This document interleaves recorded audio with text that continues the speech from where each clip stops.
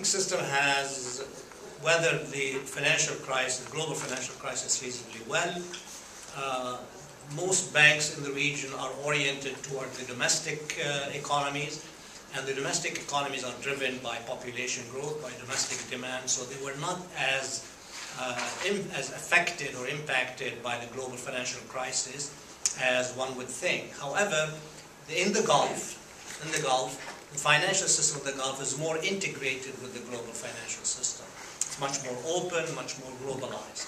To that extent, the financial system in the Gulf region was impacted initially in 2008 and later by the Dubai crisis in 2009. So it had two setbacks. 2008 was a liquidity issue.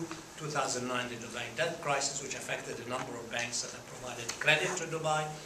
These two crises, I think, have been pretty much resolved, and the system is back to a growing economy. You know, the stock market, the real estate, and the financial system is back in reasonably good health. The capital ratios are high, liquidity is available, and they are growing credit again, as we see in between 4 or 5% in the UAE to something like 12-13% in other neighboring countries. So credit is growing, the banks seem to be comfortable with the capital ratios they have, and they are back in business, and Dubai is growing at about 4% per year.